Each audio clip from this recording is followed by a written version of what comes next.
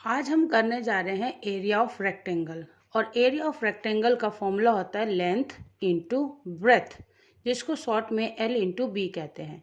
तो एक example solve करते हैं सिंपल सा। रेक्टेंगल का तो शेप आप लोगों को पता ही है, ये रेक्टेंगल शेप होता है। ये ए बी सी और डी, ये हमारी लेंथ होती है और ये हमारी ब्रेथ होती है।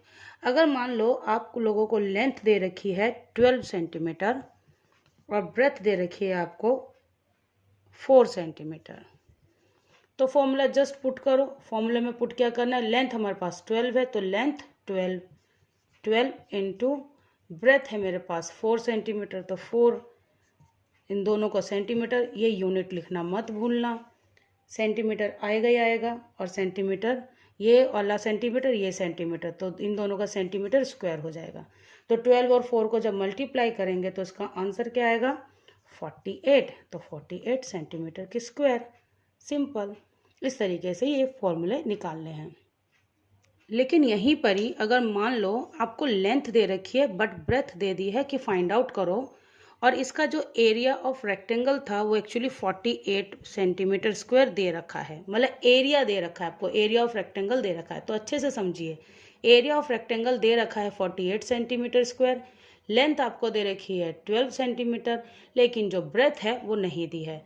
तो according to formula area of rectangle जहाँ है 48 मैंने ऐसे लिख लिया, इक्वल टू लेंथ दे रखी थी मुझे 12 तो मैंने 12 ले लिया, और ब्रेथ मुझे नहीं दे रखी थी इसलिए मैंने बी रख दिया।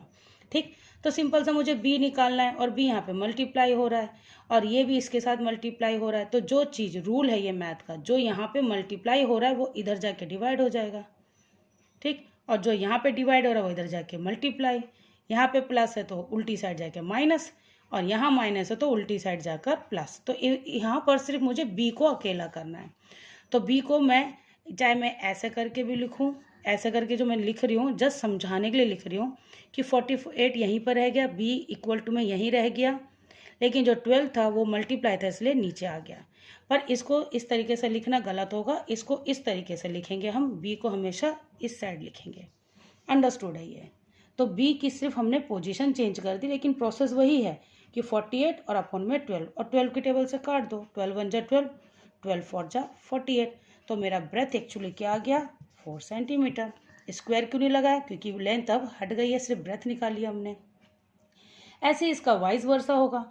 मान लो आपको लेंथ नहीं दे रखा, ब्रेथ दे रखा है, एरिया दे रखा है, तो सिंपल फॉर्मूला पुट करो, इस तरीके से निकाल दो।